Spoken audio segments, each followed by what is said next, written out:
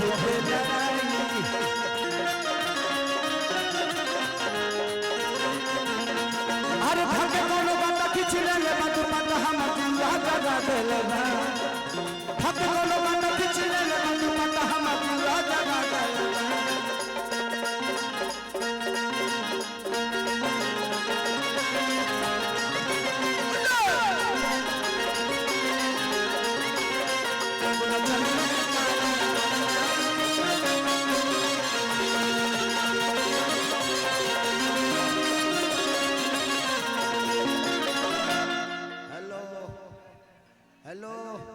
कम कम कम कम तू मोबाइल लेके कहे नाचता रू द हम धा लेता नहीं हाँ बाद में हमरा से ले लिए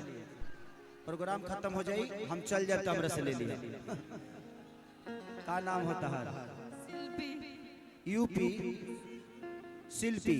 बहुत प्यारा नाम है हम के यूपी नाम हो के तो हम बिहार के लोग वही वाली कहां रही हरे बॉर्डर पर मिलन हो रही कि आठी आठी रतिया पिया बुलटिया के जाना खुश रहो हो कर नचियो देखे जाना कि नाच के नशा में दू को रोटियां नहीं खाना तू को रोटियों नहीं खाना आपका उम्र नाचने वाला नहीं है आपको पढ़ाई करना चाहिए बट ठीक है कितना एज हुआ बेटा आपका कितना एज हुआ अभी खतरे में हो कि आठी जाठी रतिया पिया बुलटिया लेके चला ओ कर नचियो देखे जाना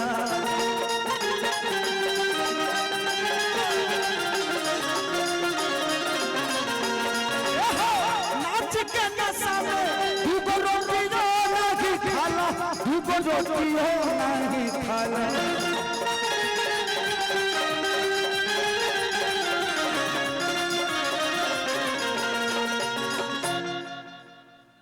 अरे की जाए पिया कमाई कुल्ही उड़ाई रे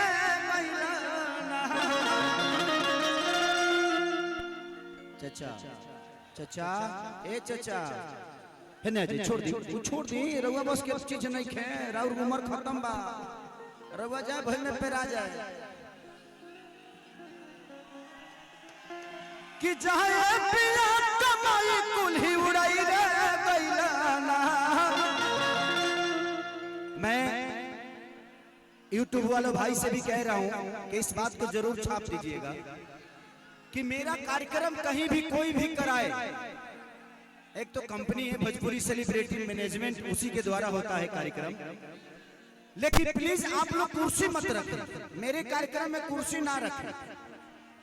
नहीं तो कुर्सी कुर्सी नहीं रह जाता है फिर से वो फैक्ट्री में जाने लायक हो जाता है दोबारा बैठने के लायक नहीं रहता तो अरे भाई ये कौन चला रहा है ड्रोन कौन चला रहा है नहीं नहीं कितना नीचे ड्रोन नहीं चलता ड्रोन को ऊपर रखिए सेफ है बट अभी लग जाता ना किसी की आंख में लग जाता है इसको ऊपर रखिए कोनो नया ड्रोन हम देख ले बनी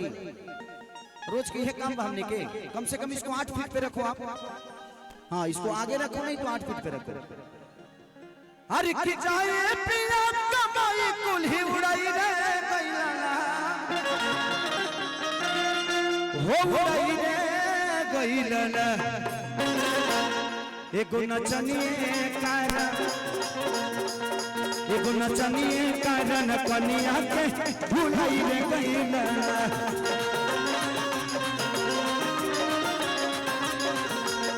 एगो नचनिए कारण कनिया के भुलाई रे गइलाना